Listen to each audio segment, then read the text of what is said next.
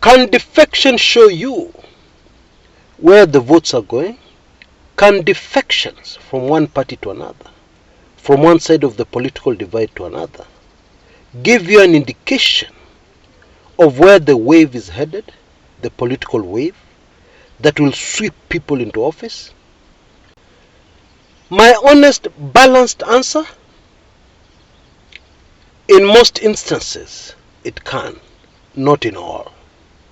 Because in some cases, people defect because they have not been able to get enough breathing room to operate in a certain party or coalition. So they defect to the other, hoping to be able to operate better there.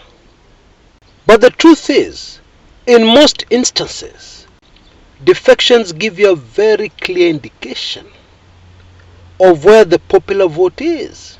Oh yes, throughout history I've seen this. In the run-up to the 2002 general elections, I got very uncomfortable when I saw KANU Damu people cross the floor to the opposition. Yeah, most of them ended up in LDP, Raila's party. I guess they were most comfortable there because Raila himself had also just defected from KANU. Yeah, that was the time President Moi chose Uhuru Kenyatta as his preferred successor over other very experienced politicians surrounding him. Yeah, that thing caused an uproar within KANU, and there were many, many defections. And with the benefit of hindsight, those politicians were definitely moving to where they could already see the wave, the opposition wave that swept Mwai Kibaki into power and removed KANU from power for the first time since independence. Yeah, since Kenya attained her independence in 1963. And you could see these KANU people were very excited in the opposition. Yeah, it was clear that most of them had not gotten used to genuine cheers, yeah, from the people. Genuine excited cheers from Kenyans. Yeah, because in KANU, it was stiff. Yeah, people were supporting KANU, but they were not enthusiastic. So here they were at Uhuru Park, and people were singing, Yote Yawezekana Bila Moi.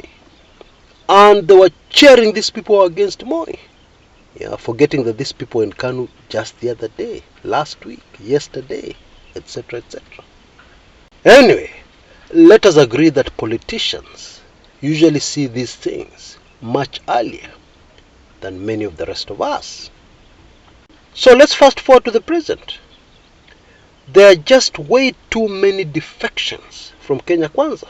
Too many. Yeah? Some of those defections, especially in recent times, are going to a man called, you can guess it, George, people are calling him nowadays, George Wanjakaya. Got to have Kaya now. Remember that song? Got to have Kaya now. But his real name is George Wanjakaya. People are defecting to him massively. And of course the other defections, especially from UDA, are going to Azimio. So, does this signify a wave? Yeah, an Azimio wave building up that will sweep Azimio into power mapema na asubuhi? Is this what it signifies? I think so. I sincerely think so. Last Wednesday, in Laikipia County alone, Raila's running mate in Azimio, Martha Karua, received 60 county coordinators from UDA who are defecting from UDA to Azimio. Ay, ay, ay, ay, ay, ay, ay, ay, ay, yeah.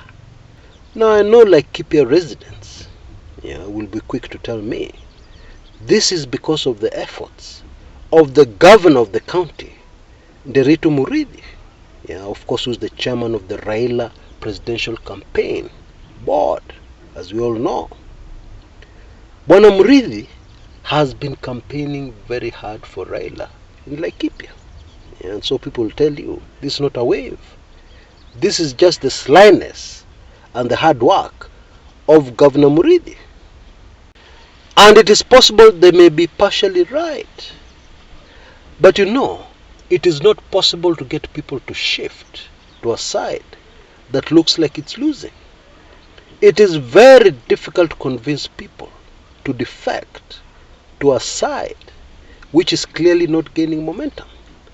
That is also a fact. Now, Azimio people should not get too excited, because in Laikipia County, the whole of Laikipia County, we only have, wait for this one, 257,515 registered voters. So on the actual day, we are probably looking at something in the range of 200,000 votes. That's very few. But I guess it adds up.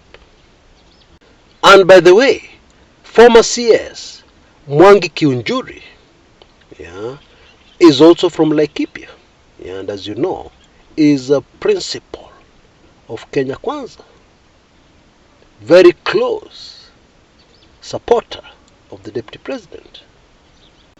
And so he must either be sleeping on the job, as people defect from their side, or he has been overwhelmed by the feelings of the people, by the wave. When a wave comes, a political wave, it is unstoppable. There's no argument, no matter how good, that you'll present to the people that will change their minds. No.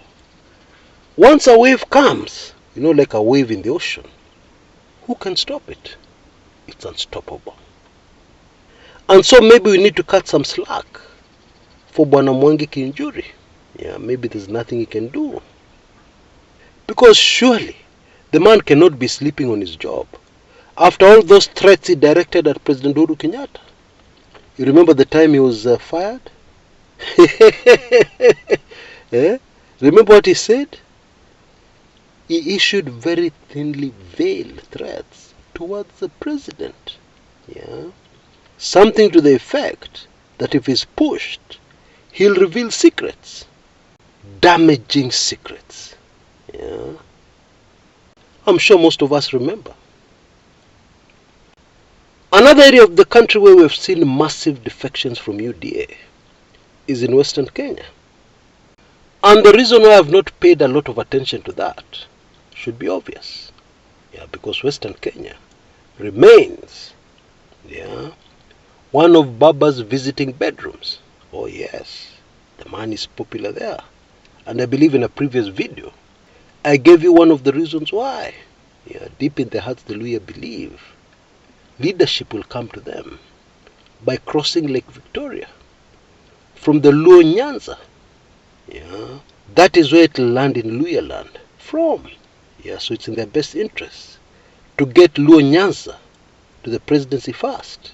Then, according to the prophecy which was uttered in the 60s, leadership will land in the Mulembe nation. Anyway, in my opinion, we are now seeing clear signs of a wave that is building up very fast.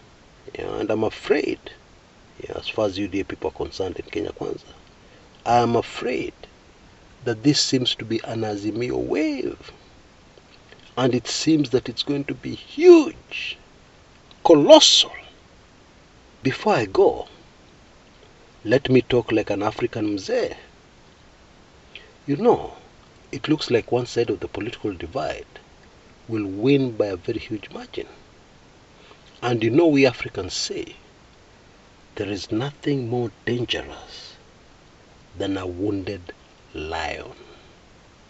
I'll just leave it at that. Until next time, this is Chris Kumekucha.